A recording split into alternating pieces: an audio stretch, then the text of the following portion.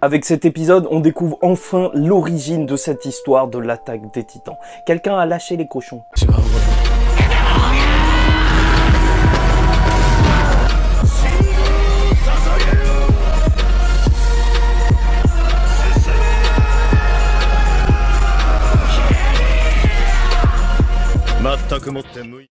Mesdames et messieurs, ici Chad et on se retrouve aujourd'hui pour la review de l'épisode 80 de SNK en général et donc de cette saison finale de l'attaque des Titans avec encore une fois pour titre Souvenir de l'avenir mais avec De toi il y a 2000 ans, donc un parallèle avec le tout premier épisode de l'attaque des Titans et en même temps il nous raconte jusqu'aux origines de l'univers de l'attaque des Titans et c'est aussi un épisode charnière dans tout ce qui se fera de l'attaque des Titans et j'y reviendrai à la fin de la vidéo parce que c'est à partir de ce moment précis que les prochaines reviews, en tout cas pour moi, elles vont devenir des reviews d'anime only parce que je ne sais pas du tout ce qui se passe après et je vais vous expliquer aussi pourquoi j'ai arrêté de lire l'attaque des Titans après justement ce grand terrassement et alors qu'il restait juste une dizaine de chapitres avant de terminer la série. Et donc cet épisode il va nous raconter l'histoire d'Ymir et en fait il y aura cette parole assez étrange de la part d'Eren qui va dire que tu m'as guidé ici. En fait, sous-entendu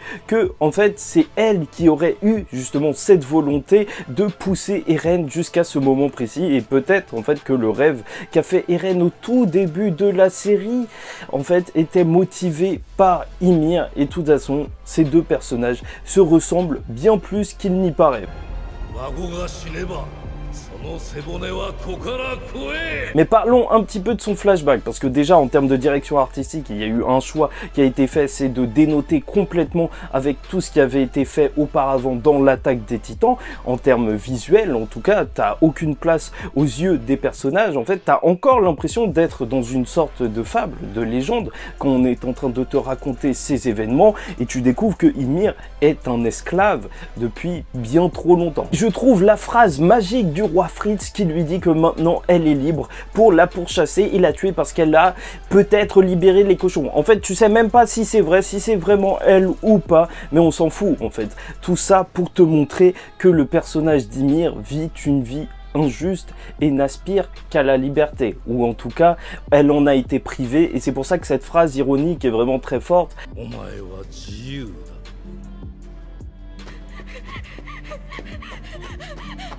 Parce qu'en réalité, ça symbolise très bien cette saison 4 de l'attaque des Titans et tous les conflits internes d'Eren en fait. Est-ce qu'ils seront vraiment libres s'il y a que des gens qui peuvent les pourchasser et les tuer d'un coup? Eren a sa réponse. En tout cas, on notera que sur la fleur, il y a 9 pétales comme les 9 titans primordiaux et que 13 mains pointent du doigt Ymir. Et elle va se retrouver à l'intérieur d'une crevasse où elle va rencontrer une sorte d'organisme étrange et c'est de là que viendraient les titans.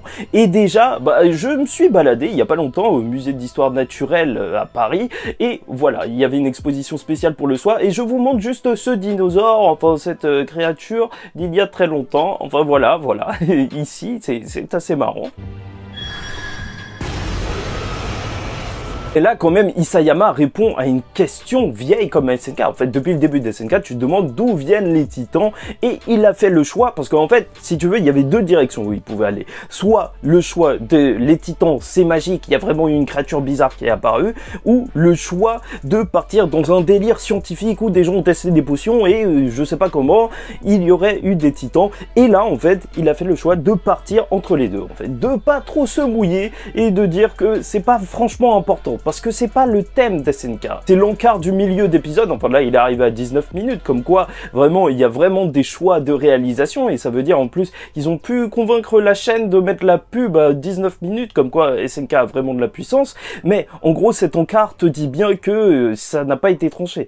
Que ce soit magique ou scientifique, de toute façon, oui, c'est pas le thème de SNK. SNK, c'est une recherche pour la liberté, la responsabilité dans la guerre, qui tuer ou non, et etc.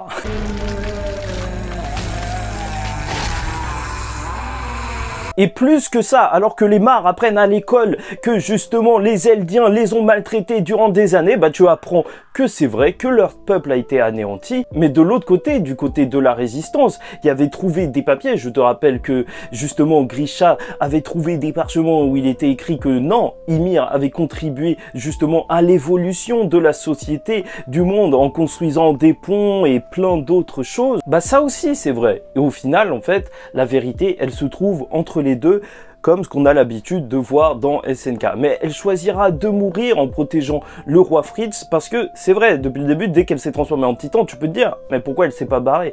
Mais en fait, elle est esclave, même pas physiquement, mais c'est juste qu'elle est esclave en elle-même. En fait, elle se sent enfermée. Et c'est ça peut-être le plus triste dans cette histoire, c'est que quoi qu'elle fasse, elle se sente comme une esclave et qu'elle cherchera juste la libération par la mort alors qu'elle pouvait revenir, mais malgré ça, elle restera morte et esclave aussi après sa vie. Et on va assister à la scène assez dérangeante du roi qui fait bouffer leur mère aux 3 enfants, ont inspiré le nom des murs, et franchement le roi il abuse, il aurait pu cuisiner ça, non là ils l'ont fait manger cru, franchement où est Philippe Etchebest? Du côté du monde des chemins, c'est donc Eren qui va se libérer justement des entraves qui sont mises à lui, même si il doit éclater ses mains, même s'il doit souffrir énormément, parce que c'est ça l'histoire d'Eren. À partir de ce moment là, il se fiche de ce qu'il peut arriver, des sacrifices qu'il devra faire, il le fait pour tout le monde, il le fait parce qu'il doit le faire, et cette scène est vraiment forte et surtout nous montre sa détermination.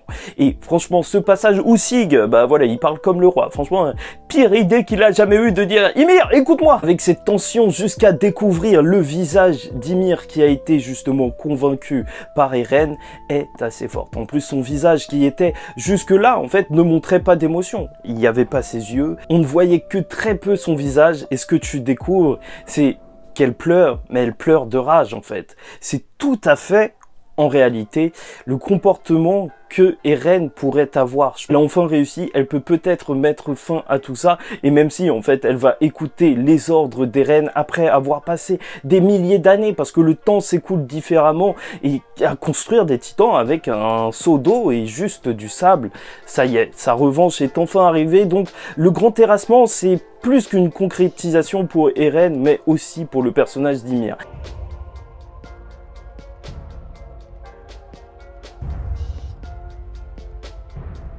Et quand on en revient justement à ce qu'il se passe à l'intérieur du monde normal, c'est juste incroyable. Il faut se dire que pour les gens, en fait, ces 2 derniers épisodes, ils ont rien vu du tout. Ils ont vu la tête d'Eren qui s'est envolée, toucher la main de Sig, et là, tous les murs sont en train d'éclater.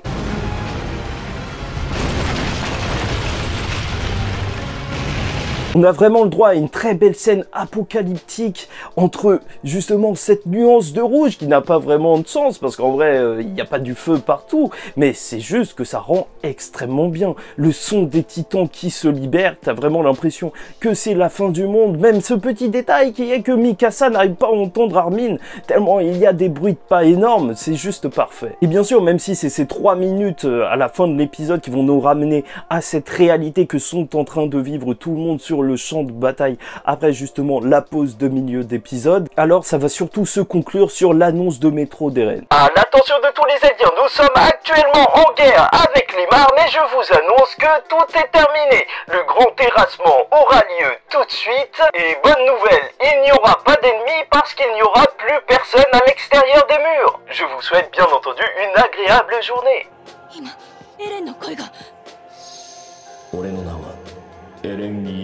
C'est vrai que le personnage d'Eren à la fin de la saison 3 se demandait justement ce qu'il se passerait s'il réussissait justement à anéantir toute la population en dehors des murs. Parce que je vous rappelle que de toute façon, le plan normalement de l'île du paradis, et c'est pour ça que au début Armin était content, c'était d'utiliser le grand terrassement, mais juste pour anéantir l'armée qui viendrait vers eux, et donc après ils pouvaient renégocier des traités, vivre peut-être en harmonie avec d'autres personnes, en ayant justement le grand terrassement comme arme de dissuasion.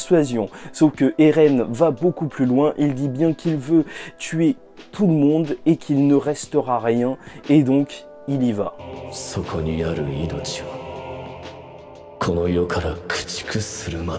Et là on peut se dire que oui, nous on est du côté de Eren et tout, je te rappelle que c'est moralement ambigu quand même. Ok, tuer des gens qui t'ont déclaré une guerre, c'est normal, tuer les soldats, mais est-ce que les civils, les petits gars, les petits boulangers, les petits fleuristes qui passent leur journée à arroser des fleurs, est-ce que eux méritent réellement de mourir, et même surtout les enfants?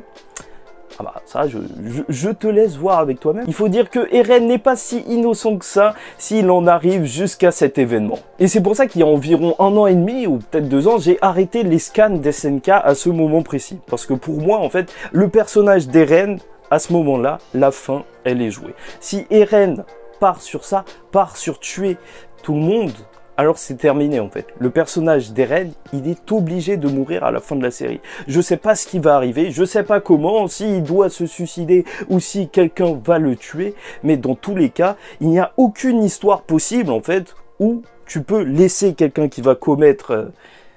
c'est même pas un génocide à ce niveau-là, je sais pas, il veut tuer absolument tout le monde et justement le laisser sans aucune conséquence. Il n'y a aucune histoire où ce serait pas super bizarre de laisser un personnage être vivant et mener une vie heureuse. C'est un message qui serait vraiment très chelou en fait à envoyer et c'est pour ça que pour moi en fait à partir de ce moment-là j'ai arrêté de lire. Je me suis dit je vais vivre ça avec tout le monde avec les épisodes parce qu'il y aura beaucoup plus de personnes qui vont suivre les épisodes.